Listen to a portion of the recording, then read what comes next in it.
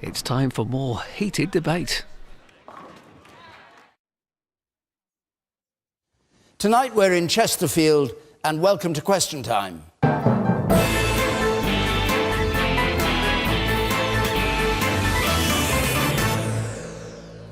And with us on the panel tonight, the Chief Secretary to the Treasury and former Justice Secretary, Liz Truss.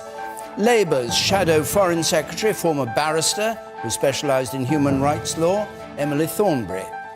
The leader of the Liberal Democrats, who was Business Secretary during the coalition government with the Conservatives, Vince Cable. And from equity investment to journalism, now a columnist with the Guardian newspaper, Nesreen Malik. And the blogger, broadcaster, former Conservative Party candidate, Ian Dale.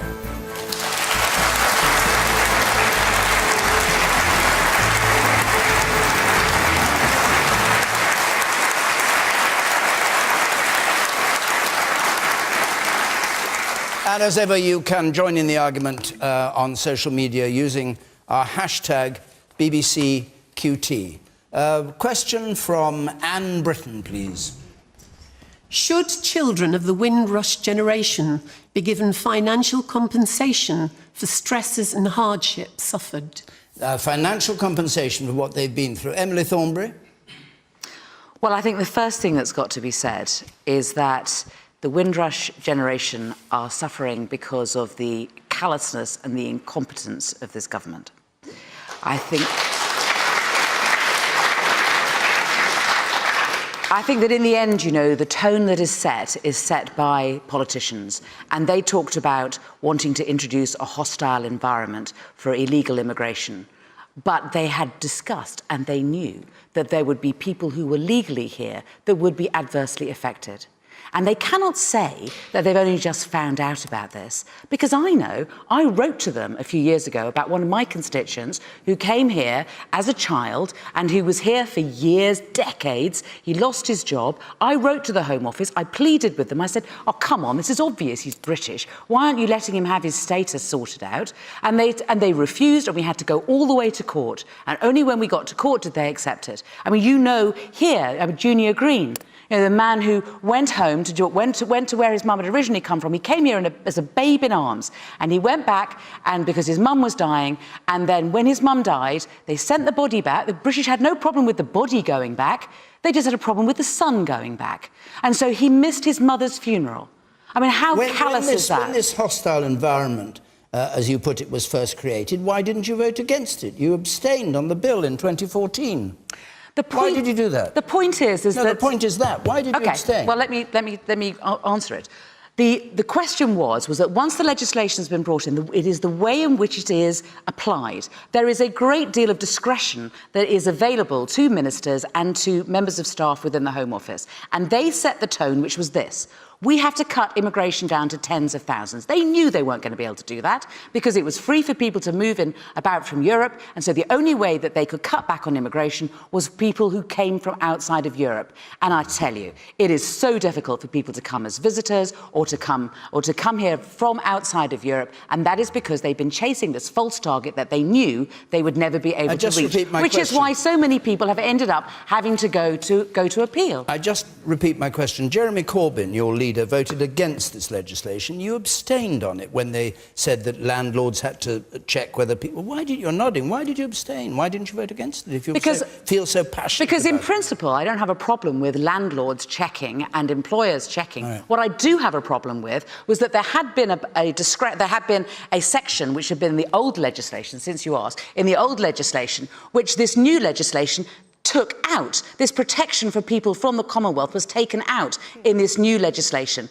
That was the point, and they never consulted on it, and they never announced, but they knew that this is what they were doing, and they knew that they were putting legitimate migrants from the Commonwealth back into this legislation, and that was going to cause them trouble. All right. Liz Truss.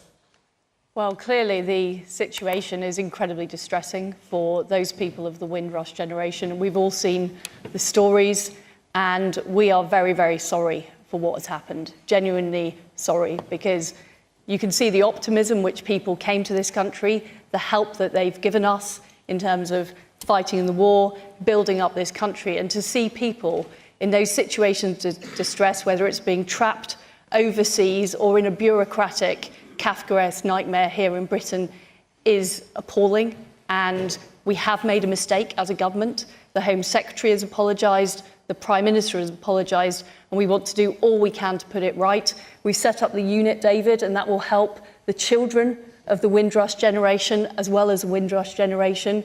We want to help with financial losses that might have taken place. There's some terrible stories. You want to help with? The question was, with financial losses. Will you get financial Absolutely. compensation for stress and hardship and presumably legal costs, charges on the NHS, being thrown out of your house, all those things that may have happened to We these will people? absolutely look sympathetically at those cases, because I am very concerned. Like, there was an unfortunate gentleman who had been a teaching assistant in his 60s, lost his job as a result of actions by the government. And we do think that those people do deserve to be properly compensated for the losses they've suffered. It was wrong what happened. It was very, very wrong, and we are sorry. But you were warned.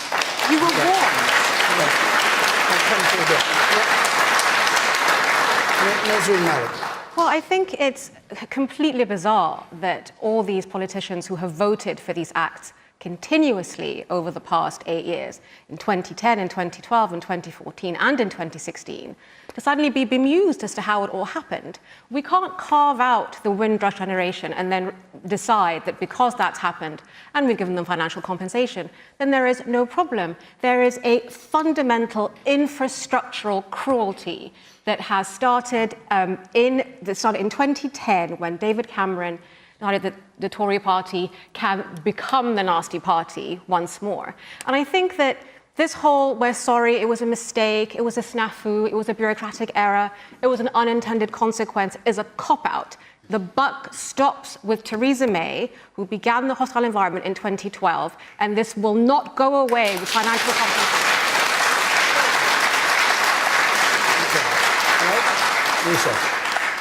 I think genuinely the situation is terrible, but it makes a pleasant change for any politician to say, put their hands up, say sorry. Words are cheap. What we now need to know is see the actions that are taken to address the situation. Absolutely right. But the Labour Party, political point scoring, you should be ashamed of yourselves. If it were that bad, you knew it was going to be that bad, like you're claiming now, you should have voted against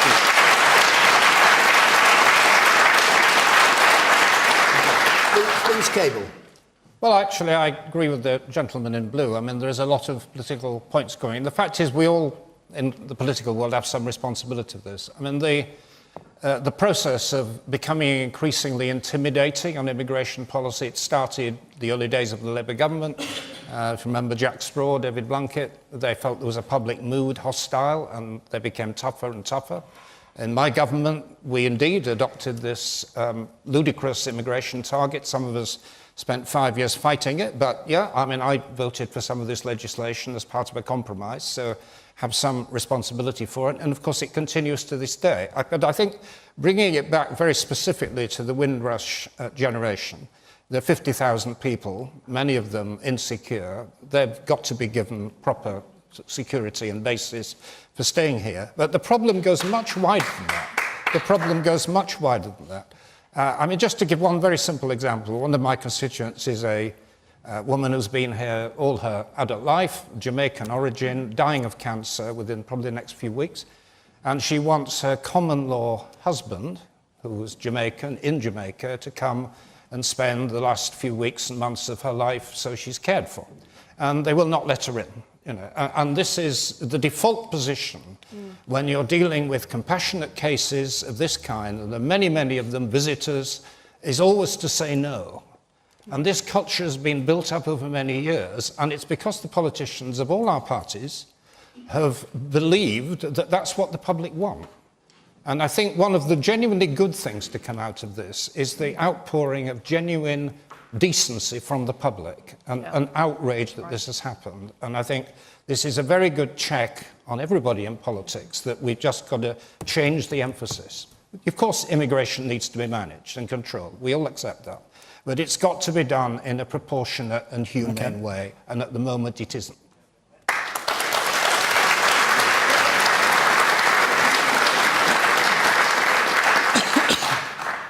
just wonder how the government's going to deal with people who die because of this. I believe a gentleman died the day before he received his letter to say he could stay in the country. How do you compensate for that? How's the government going to compensate for that? Indo. The problem is that we have a racist immigration system in this country. And Vince's example there, if that person had been from New Zealand, I have absolutely no doubt that they would have been allowed to come in. Yeah, and I think that's something that any government has got to get a grip with. But to go back to Anne's question, should people receive compensation? Well, the lady's right. For some people, it's too late. The Guardian, the journalist who uncovered all of this, Amelia Gentleman, Nazreen's colleague on The Guardian, she wrote about a man, I apologise if I've got his name wrong, but I think it was Dexter Bristol, who died because of the psychological pressures that were put on him by this system, where he wasn't able to get his papers. He lost his job because his employer couldn't keep him in the job because of the evidence. But you see, part of the problem here is that we talk about groups, we talk about immigrants, we talk about asylum seekers, we talk about refugees, and we lose sight of the fact that every single person within that group is an individual human being.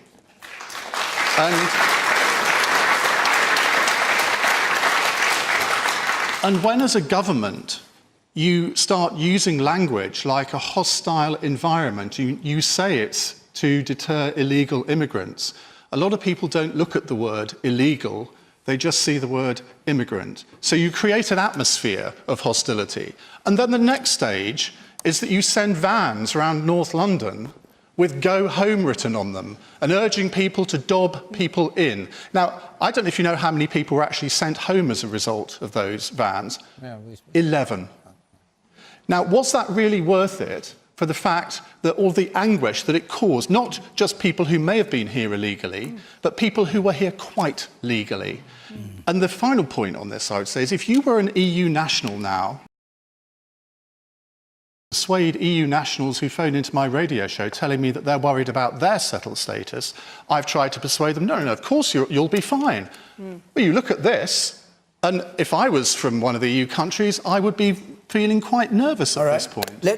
Now let me just bring it back to the politicians, because it's been pointed out today that on Question Time, way back in 2004, Theresa May appeared in a debate about immigration. This is what she said: "I'm actually sick and tired of government ministers who simply blame other people when something goes wrong."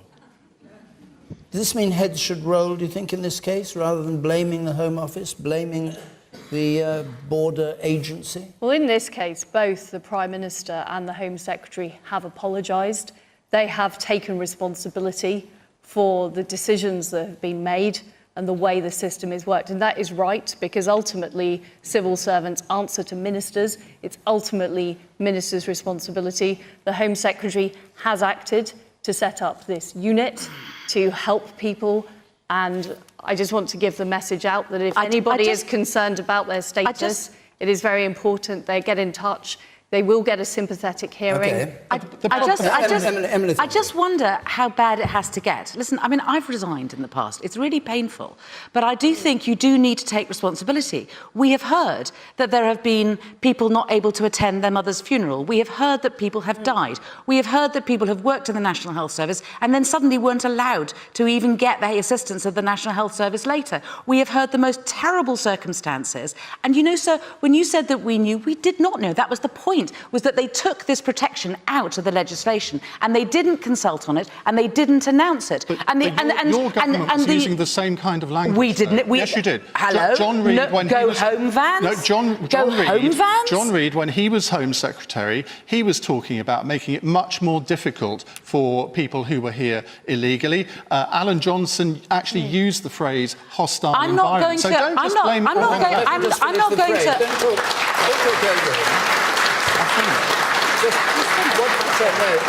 The words got muddled. Alan Johnson said Alan what? Johnson was the first one to use the words hostile environment. That was Home Office language. Labour, not back Tory. before the Tories started. But it doesn't really matter, Tory Labour here. If Liz Truss was in your position, she would be saying exactly the same as you. And if you were in her position, you would be saying exactly the same as her.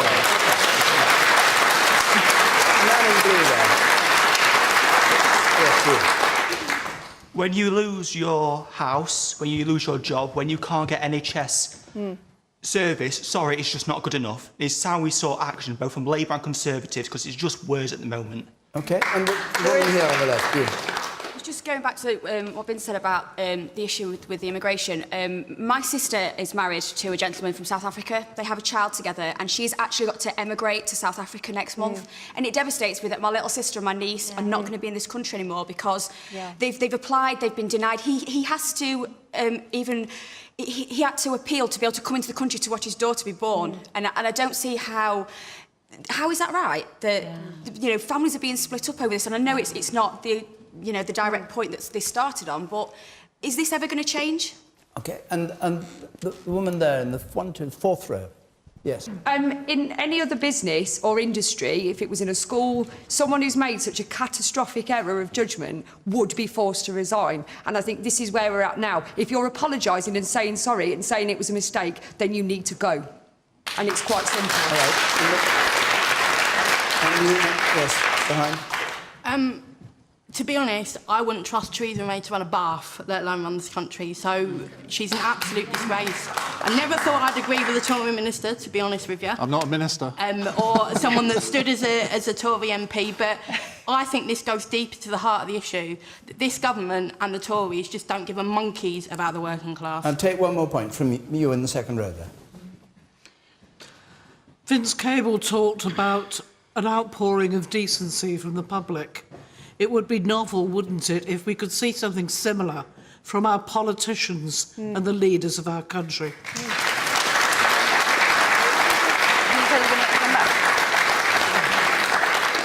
Okay. Well, let's go on. We've got many... What do you want to say? I just wanted to say that I think that everyone would agree that we need to have a fair and a firm and a fast immigration policy. We need to have decisions made clearly so that we know who is allowed into the country and who is not allowed into the country, and we need to make sure that we enforce it. But we should do it in a way that does not take away people's common sense. If you do it within the context of that we want to have a hostile environment, that we want go-home vans, people pick up those signals, and that is when people start being treated badly. We're going to go on. We've got other questions, obviously. Just before we do, we're going to be in Bury St Edmunds next Thursday. The week after that in St Albans. There on the bottom of the screen are the ways to apply. What did you say? I say it's next door to my constituency, Bury St Edmunds. Oh. So you could have invited me next week, David. No. Thank you for coming. You probably wish you had. Katrina McIntosh, let's have your question, please. Are the people of Syria any safer since the recent airstrikes? Vince Cable. Probably a bit, but not very much. My attitude towards this was my criticism of government, that they didn't come to Parliament and debate this properly. But when I debated it in Parliament, I took the view, if only been asked, I would probably have agreed to it, because I think when you have a government quite systematically and cynically using chemical weapons against civilians, I think we can't just let it pass. But on the essence of your question, are they safer? I think the Syrian authorities may well have been deterred for a while.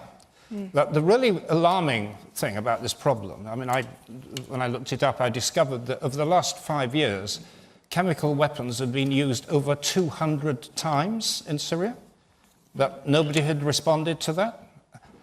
They used them on a weekly basis, quite systematically, cynically, because it works in that brutal, atrocious war. And I fear that, if this happens again, we're going to be faced with the same question. Do we bomb again, or do we stand back? And I think it would have been so much wiser and more sensible if the government had actually come to Parliament and got a proper mandate and explained through us to you why this was ultimately necessary. Let's leave the parliamentary point, because we may come to that, but let's just deal for the moment with the actual question of the efficacy of what was done. Yes, you in the red shirt up there. I'm just wondering when we're going to start and learn from these foreign interventions. For example, look at what happened after we intervened in the Libya conflict. We left a right mess behind. And it seems that we're making the same mistakes over and over again.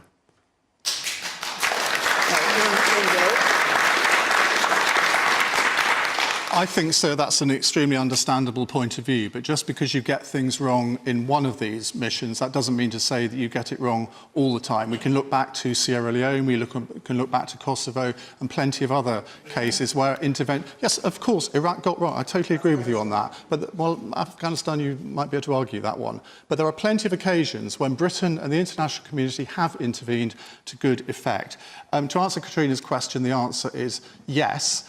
I think that if it is the case that Assad's ability to launch a chemical weapons attack has been diminished, I won't say eradicated, because I don't think that's probably possible, but if so, I think that is a good thing. Now, back in 2013, when Obama set his red lines and Parliament had a vote on that, I would not have voted for action then, but I think I was wrong, and I think Parliament got it wrong in 2013. I think the reasons that Theresa May has given are entirely convincing, unless you are some sort of Russian conspiracy theorist who believes that it was Britain that launched this chemical attack, which, I mean, really. I think sometimes the international community has to act. Now, it was proportionate. There were clear objectives. And my criteria for whether I could support this intervention was whether the government could show that there were clear objectives. Because I don't believe in gesture bombing. Some of us might feel better about punishing Assad, but what does that actually achieve? But there were clear objectives here to diminish Assad's chemical weapons capability. They were surgical strikes in 3 areas where we thought that he had chemical weapons factories. No one was killed, no one was even injured. So I think that it was one of those occasions where international intervention actually worked. Okay.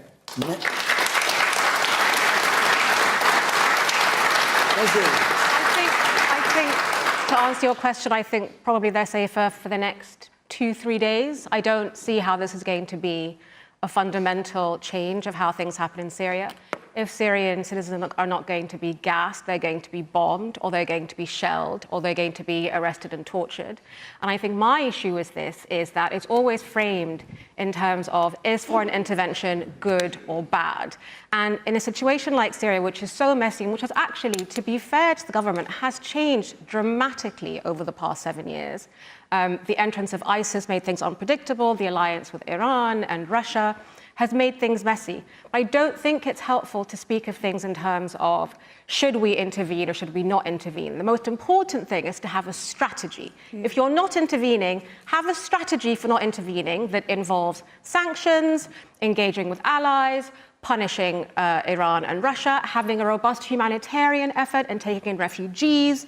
That's fine. If you are going to intervene, don't do it piecemeal and randomly without parliamentary consultation to make you feel better because you saw some children foaming at the mouth. Children are dying every day.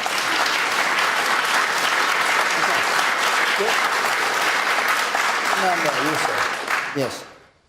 We're not the world's policemen. We need to stop these foreign interventions. It's getting us nowhere and it's causing us more trouble.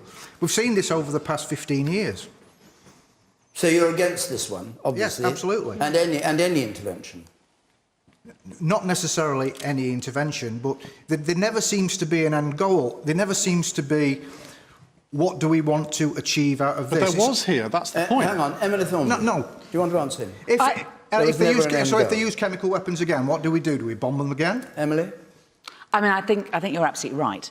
I think the point is this, the history of the last 20 years of military interventions has been quite clear that we have not had a strategy, there has not been a plan, and we just need to look at what has happened in other countries. And quite frankly, there is a humanitarian disaster going on in Syria. The only country worse than that, frankly, is Yemen. And there is no strategy as to how to deal with that problem. So let's park that. So that's the answer to, are Syrians going to be safer tonight? No, they're not. The question was, how do we, that we had to deal with the issue of using chemical weapons. Now, the Chemical Weapons Convention was something that the whole world agreed to, that we had to move on, that it was about time we stopped using chemical weapons. And then we start seeing them being used, so what do? We decide that we're going to a few of us are going to unilaterally decide that we're going to decide that's not right, we're going to do something about it. What we needed to do, and I was at the Security Council when we had the first discussion, and what was happening was that the Americans on the one hand were saying, you know, of course it was the Russians or the Assad who were responsible for these chemicals, and the Russians were saying there were no chemicals used at all. baseline, which they all agreed on, let's send in the investigators so there is no argument. So it was quite clear. Listen, whatever my personal opinion is... Whatever my personal opinion is... This is over a week ago. Nobody's gone in yet. There are weapon inspectors in Damascus, and they are going in, and what they need to do... Sorry, when are they going in to... What they need to do... Please, can I just finish this bit? What they need to do is they need to prove that the chemical weapons were used, and that is the baseline, and that is where we start. Because, do you know what? I want Assad prosecuted for this, and if he's going to be prosecuted, we need to have evidence that everyone can agree on. Can you just explain why, in that case, these inspectors have not been allowed in? They've been day after day. They're going in today, they're going in tomorrow, they've not gone in. From what I understand is that there is a huge amount of red tape, safety planning, blah, blah, blah, within the UN as to what they need to be able to pass all of this before people are out. Of course, they should have gone in earlier. And do you know what? One of the reasons that it isn't safe is because there's been a bombing from Assad and then also bombing from the Americans. Won't let them in. That's the truth. I can answer the question. The Russians have stopped the weapons inspectors coming in. Yeah. The Russians have blocked... Let us see. The Russians have blocked action on the Security Council. They have stopped action being taken. And the reality is that these dreadful chemical weapons that have been used to flush out innocent citizens from their homes in Syria have been backed not just by the Assad regime, but also Russia has turned a blind eye, and Russia is on the Security Council. And I don't think we can stand by and allow Russia to flout international law, as they did also in a different way in Salisbury, and allow these weapons to be used, on which there has been a ban for 100 years. And I just wanted to respond to the point made in the audience. I think there's a big difference between seeking to change a regime, which was the objective, for example, of the Iraq War, and what we are doing here, which is protecting the international order and protecting that ban on chemical weapons, which are so egregious. And Russia, frankly, is a rogue state that has been allowed to do this. And if we don't put a stop to it, if we don't call it out... But the question is, you say the Russians are breaking international law, and you break international law in order to enforce it. You must allow people to speak so they're heard, and I'll bring you in. But if you interrupt all the time, people... You're not interrupting all the time. I'm really not. The point I'm trying to... Right, all right. Even if you weren't interrupting, I want to get to Nazreen. I'd like to make a very brief point. If Labour does not believe in intervention, they should just own that, rather than peddle all these conspiracy theories or indulge the fact that someone used chemical weapons but it wasn't Assad. Just say, we don't believe in international intervention, and stand your ground on that. But to contribute to this really unhelpful view that weapons inspectors haven't found anything, that someone used chemical weapons but we don't know who they are, there's very clear footage, there's testimony on the ground. Chemical weapons have been used in Syria. If you don't believe that that is a cause for international intervention, that is fine. Just own it. Now say it. Thank you. Is she right? Of course there has to be international action when chemical weapons are used. And I would suggest that when it is a breach of international law, the way to enforce it is not by, Liz, breaching international law ourselves. What we need to do is we need to be able to act collectively, and what we do first is we prove that those chemical weapons have been used in a way which is to a standard that no one can argue about. I may have my personal views. I may think they use that they may have used chemical weapons, but the point is that it needs to be proved so that we can have the international community acting as one. But because if we had... The Russians won't let the inspectors please, guys. Honestly, you tell me I interrupt. I've been interrupted 3 or 4 times whilst I'm trying to get a sentence out. We can double it. This is serious stuff. It is serious stuff. And you appear to be saying that we have to do something which According to Liz Truss, the Russians prevent ever happening. Well, Inspectors first of going into Duma for a start. first of all, I don't accept what she says about the Russians stopping it. My understanding, my understanding is that it's a United Nations problem with their red tape and their safety, and they're getting their safety stuff through to. And I mean, listen, you know, that is what I'm told. Today? But I tell you what. I was at the Security Council, and the Russians accepted that these chemical weapons inspectors needed to go in, and if there had been a Security Council resolution about that phase 1, there would have been unanimity at the Security Council. We would then need to negotiate how we then looked at how we proved who was responsible for using those chemical weapons, and that was really important, and that needed to be done next. But what I want in the end, Ian, is I want effective international action so that we can protect people against the use of chemical weapons. Why won't you give us... I promise I will. Why won't you give us your personal opinion as to who was responsible for this? We've all done it. Why can't you? My personal opinion is that Assad was responsible for gassing these kids, and I want him to go to court. So I want to make sure that we have strong evidence so that we can get him to court. The flaw in your argument is that the OPCW, they will not attribute blame. They will go in and say there was a chemical attack, and they'll say... Exactly, that's why I was saying you do it in 2 phases. The OPCW does phase 1, and then you have a Jim that does phase 2. I'm going to the audience now. Thank you. The woman there in the second row. I would say, whilst I applaud the action if we have truly removed the risk of chemical weapons against the people of Syria, I also can't help but observe that we've had one conversation talking about the importance of protecting the rights of people from the Commonwealth, and then another when we've moved on to saying that we shouldn't be intervening because they're foreigners. The man up there on the gangway. I'm so sick of people saying that we can't intervene because every intervention is a disaster. I had friends in Syria who watched every month. Do you remember those videos of people beheading other people? Those have disappeared. Do you know why? Because of Western-backed Peshmerga in Kurdistan who have wiped out ISIS, and they're on the run. They're not finished, but they're on the run. Those people can thank Western airstrikes, targeted, proportionate airstrikes like we did. It's not a regime change. And people like Diane Abbott and Jeremy Corbyn, who will be in charge of our security, by the way, she'll be Home Secretary and he'll be Prime Minister. They voted twice against ISIL airstrikes. Twice. Go look it up, don't take my word for it.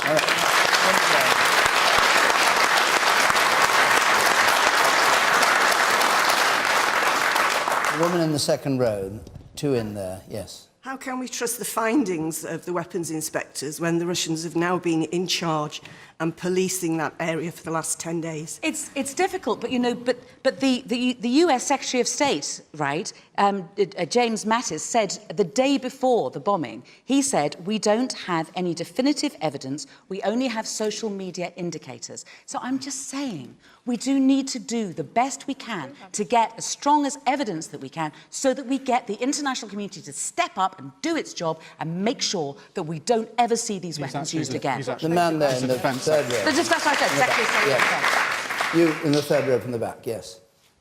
Emily, I think you're giving the Russians too much respect. Do you not think, surely, that it's absolutely possible that they've said one thing to you and they're doing something completely different behind closed doors? OK, and I want to go... I take that as a rhetorical question. You in the third row from the back, yes. Ian, I'm a fan of yours, but when you say these are conspiracy theories, I haven't seen any evidence that makes me believe that Assad did this. Assad has no motive for doing this. Well, let me tell you. Hang on, Ian. Don't jump in. Let him speak. He's basically won the civil war. What has he got to gain by bringing America and us into this? He's basically won the war. Why would he do it? And I don't really trust the government. All right, and the woman here, we'll come back to these points. The woman here. I'm glad, Emily, you pointed out about the UN and a resolution, but I refuse to believe that with Russia on the Security Council, that any resolution's going to happen. They have continuously in the past blocked any solution. If we're going to have peace in Syria, we need to readdress Russia's position in international relations. Vince Cable. Yes, I thought the question raised at the back was a very important one, which is about what Assad's motives were. And they were very clear that this horrible way of conducting war works. The day after they used the gas attack, a struggle that had been going on for weeks, the opposition collapsed. Now, this isn't just an issue about recent history. It matters for the future. There are big concentrations now of civilians in other parts of the country, Idlib is the most important, who will be attacked next. And the regime will use gas and nerve agents if they can get away with it. And that's why we have to have, the government has to have a proper mandate and a clear strategy as to deal with it when it comes up in future. My worry, which hasn't been mentioned at all, is actually about the American side of all this. I mean, you've got a president who switches attention from one day to the other, is more preoccupied with Stormy Daniels than he is with President Assad, and more seriously, has now brought into his government people who want to extend the conflict to Iran, with all the consequences that would have. So it is absolutely imperative now that the government has a very clearly defined definition of when do we intervene next, if we intervene. What's the threshold? Because gas will be used again and again. What's the strategy afterwards? And That was always afterwards, the we mistake. then need to have, I think, basically two things. We need then to get involved in the peace process. It's currently just Russia and Turkey and Iran. They're the only countries involved. And we need to make it very clear this is a wider obligation. And I think the other thing is humanitarian assistance. You know, we're still dealing with millions of refugees. Some of them have been in camps for years. I mean, our own record, to be frank, in dealing with child refugees is appalling. You know, we talk about humanitarian intervention. A very simple humanitarian gesture, and we haven't done it. All right. I'm going to move on because we've only got 20 minutes to go and we've got other things to talk about. And we come back home with a question from David Saunders, please. Mr. Saunders. In light of the surge in knife crime, do the panel think the use of stop and search should be increased? The use of stop and search, the numbers have dropped over between 2017, before that, the numbers have been falling. Fall of 20%, I think, Liz Truss would know, on stop and search. And knife crime has been rising, particularly in London, where in 100 days there were a person killed every other day, knifed to death. So, should stop and search use be increased? Nesreen, what's your view? I think we're the tail's wagging the dog here with stop and search. The reason why knife crime has increased is because of a correlation between lack of policing and cutting policing budgets, and the sense that there is a way that you can get away with a crime with impunity. I think we're wasting time talking about how we can search young men, mostly in environments where there is a lot of tension. So why would you increase racial tension? Why would you damage community relations? Why would you put a community at odds with the police? And I think that I'm always fascinated by how governments manage to divert the conversation from how we got here in the first place to how can we fix this. We can fix this by finding out how we got here in the first place and sorting that out. Even things, even minor crimes like snatching iPhones from people as they're standing on the side of the street have risen dramatically in big cities because it is known that there is no policing resource that will waste its time on kids on bikes. And so that's a very small example of how communities are very sensitive and very attuned to how much policing there is in a neighborhood. So instead of talking about a solution which is going to inflame tensions further, and I think this is the most important thing, put a community at odds with the police, work on creating more goodwill, work on creating a larger police force that can engage with the community, ask them what is needed, then frisk young boys going home from school. All right. David Saunders, what do you make of that answer? I sort of agree with it, but I think that we just need to get the knives off the street, and if that means stopping people and taking them from them, then I'd go that way. So I don't get that. So you agree with it? You think it's potentially perilous, but actually a good thing to do? You take the risk? I think it's so bad at the minute, and it's getting worse, that we need to get the knives off the street. Ian Dale.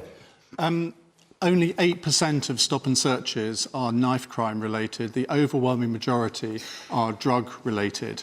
I think there is an argument for increasing stop and searches as long as they're targeted in particular areas, but I kind of think it misses the point. The point here is that there's got to be a long-term approach, and it's not just about policing, it's also about public health. And I learnt a new phrase the other day, which is a really horrific phrase. It's called gang grooming, where kids as young as the age of 11 or 12 are groomed into gang life. They're often kids that have very few male role models in their lives, and they're just sucked into this kind of life. And I've talked to so many former gang members on my radio show who phone in and tell me how they got out of it. And they're only in their 20s when they realise that what they're doing is really very wrong. And by that time, of course, I only talk to the ones who are not in prison, but there will be a lot who are in prison. And what we need to do here is learn from cities where they've actually tackled this problem. And Glasgow appears to be one city that has tackled this problem, where they've had an integrated approach to solving gang crime, and they go into schools. It's seen as a public health approach. And What you're saying, the knife crime is falling in Glasgow, rising in London? Absolutely. Glasgow used to be the knife crime capital of the United Kingdom. It no longer is. There are reasons for that. I interviewed Neville Lawrence, the father of Stephen Lawrence, who was murdered, I think it's 25 years ago on Sunday. And I mean, what a calm, serene man he is. He's actually forgiven his son's killers. Well, I don't know about you, but I don't think I would be quite as charitable. Liz Truss. So I very much agree with what Ian is saying about early intervention. You know, we need to look at the root causes. We need to make sure that we are intervening before youngsters join gangs. We're seeing a very worrying spread across the UK in terms of county lines of grooming gang members to go into rural parts of the country, small towns, and part of that is making sure that those young people have the alternatives, that they have the opportunities, the apprenticeships, the career paths, rather than joining a gang. Now, on stop and search, I do think it is a part of what we need to be doing. And in fact, Cressida Dick has recently said that she wants to see more of it used in London, but it does have to be used in line with the law. And I think what was happening before is people were being targeted because of their ethnicity. That was wrong. And what we have seen in the way stop and search is now being used is it is achieving a higher arrest rate. It's done on the basis of, is there genuine suspicion around that individual? Drugs, not knife crime. But eight times more black people are searched, or stopped and searched, than white people. But is that balanced, reasonable and fair? Well, what the police are doing in the way that they, in general, investigate crime is they're using more risk-based evidence. They're looking at what are the leads rather than just randomly going and stopping and searching people. They are, and I've been out with Norfolk Constabulary, I've seen the way they use technology now, and they are taking a more proportionate response. I think it's a very long-winded way of saying it's racial profiling, but there we are. It's racial profiling. It's racial I don't, profiling. that isn't, I dispute that. Numbers speak for I themselves. dispute that, David. What the police are doing is they are using evidence, they are using ways of using, for example, one of the issues we've got is social media and people boasting about the crimes they might be committing or the weapons they might have on social media. And that's the type of information the police use to be able to intervene. You're Chief Secretary to the Treasury. You're in charge of the nation's finances. If we're going to have this long-term approach, it is going to require extra investment. Are you going to provide it? And one of the things I am very keen to do is make sure that we are using our money earlier in people's lives rather than waiting till the problem occurs, actually taking those long-term decisions, say, for example, investing in early education, which we know raises people's chances of getting a good job in later life. She doesn't actually dish the money out. The Chancellor does that, doesn't he? She does, actually. Well, do you do it? I dish low levels of money out, David. Do you? Yes. What kind of sums do you dish out? Billions, well, billions. Not any to Question Time or the BBC. What? Man up there. Or me? Yes. Oh, I was going to say, please, Liz, can we have some money then? Because Youth centres used to be there. They've been cut. Sure Start has been cut. In Chesterfield, we've gone from a multitude of centres to just a few, and they're going to be cut even further.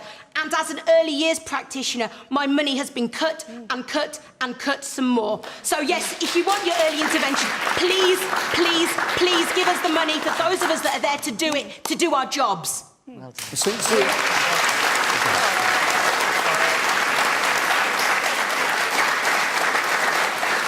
The question was about crime and knife crime. Do you see a correlation between the cuts in the funding you have and a rise in crime in Chesterfield? Well, as just a basic early years person, I can only count to 5, but I would say as the money has gone down and all our provision has gone down, our crime in general and the knife crime has gone up. There are people there that have the skills, that have the will, if we could get out there and have the funding to do that.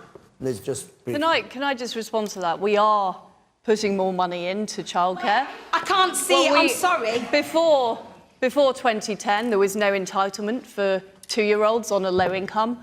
They now get 15 hours a week of free childcare, which is very important. Don't, because for 3 and I just want to respond to your point. For 3 and 4-year-olds, for working parents, there is now 30 hours a week available, and we have put in the funding, and in fact we're putting in record funding into childcare, £6 billion a year. Well, can I explain where that funding goes? Okay. Because you're saying about the early years, you tell everybody it's 33 hours, but you don't put in the little proviso, it's term time only. The amount of parents I've had to speak to and have heated conversations, because you said it's 30 hours, they think they get that every week of the year, all so right, they can go well, to they don't. All right, let's go. That's just one example. All right, of where let's go back. Let's leave that for the moment. Go back to the question which was about knife crime. You in the 4th row, you sir.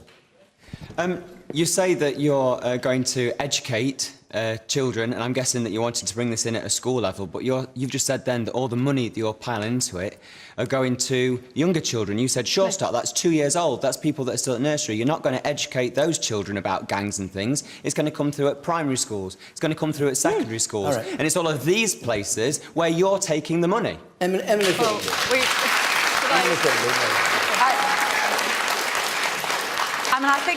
I think it's generally accepted that at about the age of 11 or 12, that whilst kids may love their mum and dad, they're looking for other adults. They're looking for another role model outside the home. And if they don't have it by way of doing sport or in a youth club or anything else, they will go to their friends, and that's where they will find their alternative world. And that's why youth work is absolutely vital.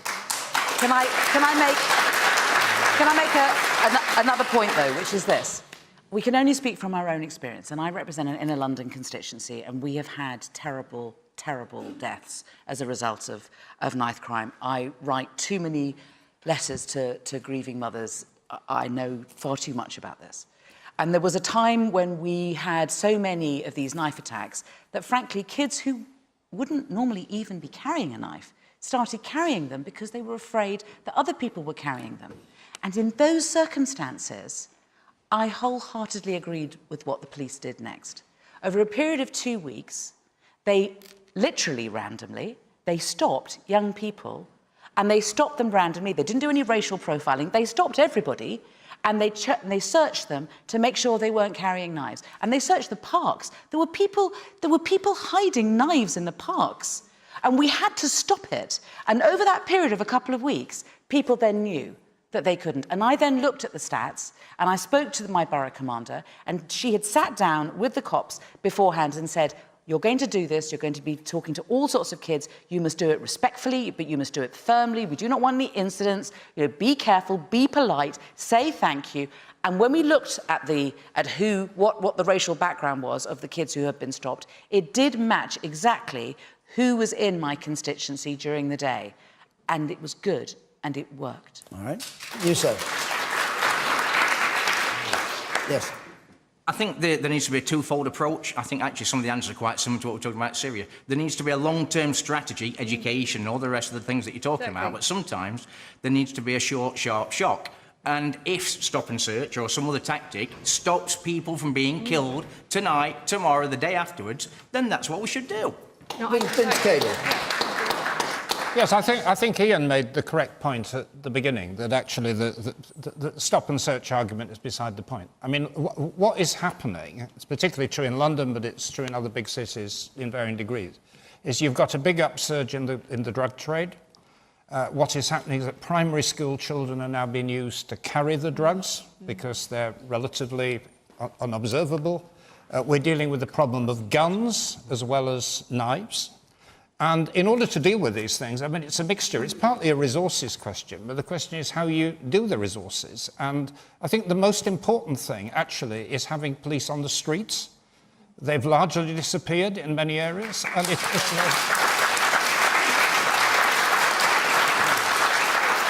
it's not just your police officers, it's the police support officers as well, because they're around there, they're talking to people, they're picking up gossip, they're picking up information. And once you destroy that infrastructure, you're much more vulnerable to the gangs taking over, and that is essentially what's now happening. Okay, a couple more points, then we'll take a last question. Yes, the woman there in the second row, and I'll come to you. I used to live in London, and I know there's a gang culture there. I just say I think it's down to bringing it down to community level, so it's knowing what others know, bring it together, and then tackle the crime through talking to the gangs or but offering them different alternatives like sports and other things. Okay, and the woman here on the left. This is something quite personal to me. I witnessed the aftermath of a stabbing when I was in London a couple of months back, and it was horrendous. But I think I agree with Vince, and I agree with you that it is about policing, and it is about, we can't racially profile people because it is going to lead to the riots we had in Croydon a few years back. It was awful. We can't fight hate with more hate, and that's what like racially profiling is going to bring. Can I just add very briefly? I think with things like knife crime, it's very similar to the Windrush generation scandal, is that these things are the culmination of years of policies. So whether it's the rise in gang crime and knife crime, whether it is the doubling of homeless deaths over the past 5 years, whether it's the increasingly punitive attitude towards undocumented migrants and illegal migrants, this is a culmination of years of austerity, of callousness,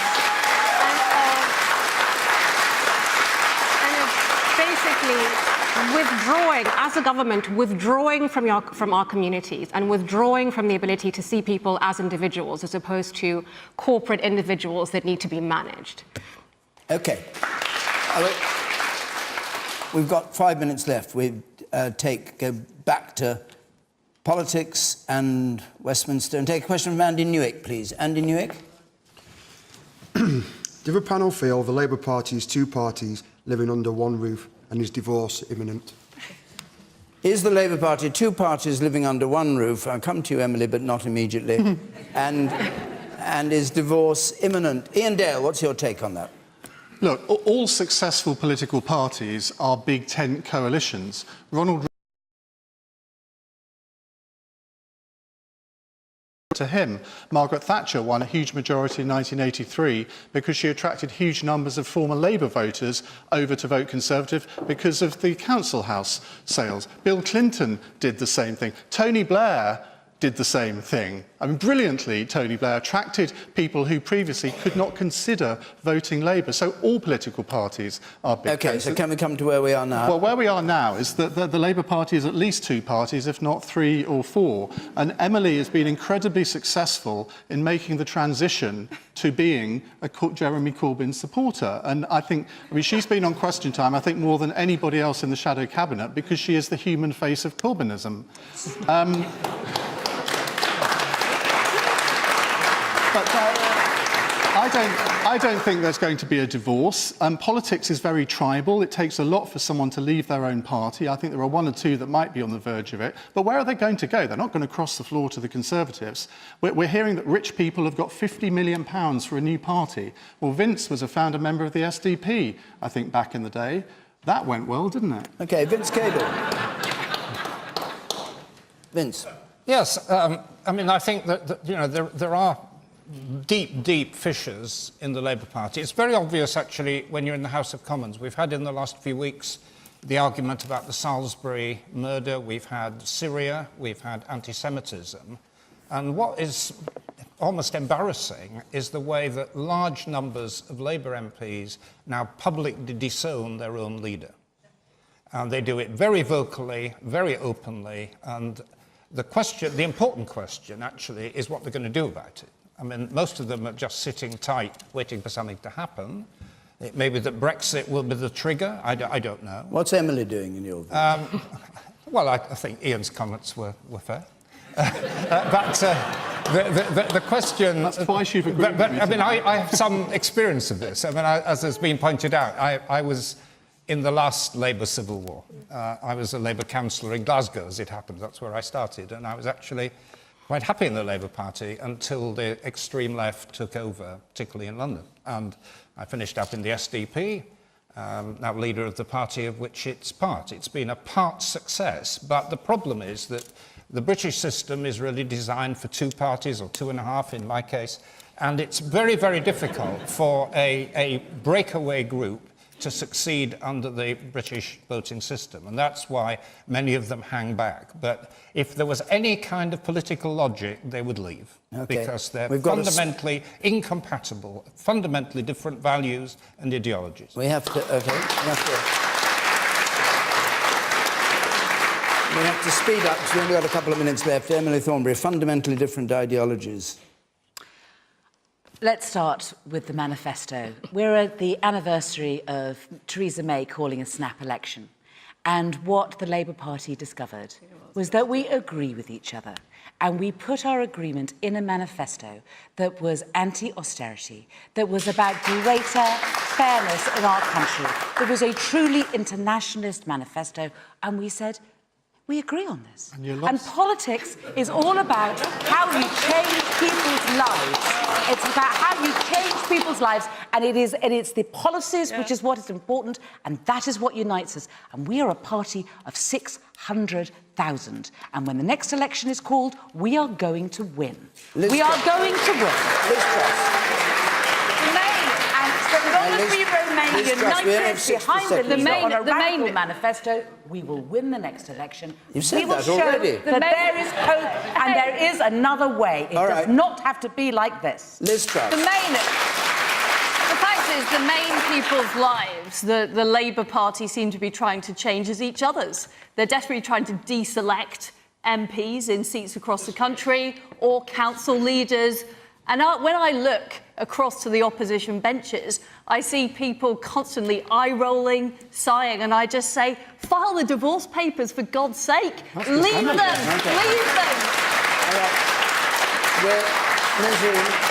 Brief if you would. I'm sorry to say be brief, but we are... No, I'll be brief. I think the real tragedy here is, where do Labour voters go? I mean, we can't go to the Lib Dems because their soul was stolen in the coalition.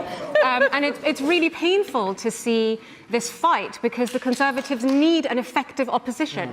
So, as someone who cares very much about the values of Labour, I just want to say, please get it together. All right. Okay.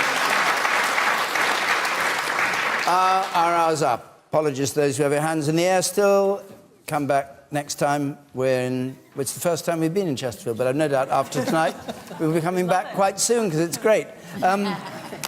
Next week we're going to be in Bury St Edmunds. I hope we'll be well received there. And then we've got Diane Abbott there, Caroline Lucas. We've got Matt Hancock, the new Culture Secretary, on that programme. Week after that, it's St Albans. 0330 123 9988 is the number to call if you want to ring or apply on the website, which is down there on the screen. If you want to go on talking about some of these things, Adrian Childs on Question Time Extra Time on 5 Live now carries on the debate. But from Chesterfield here, my thanks to our panel and to all of you who came to take part. Until next Thursday. From Question Time, good night.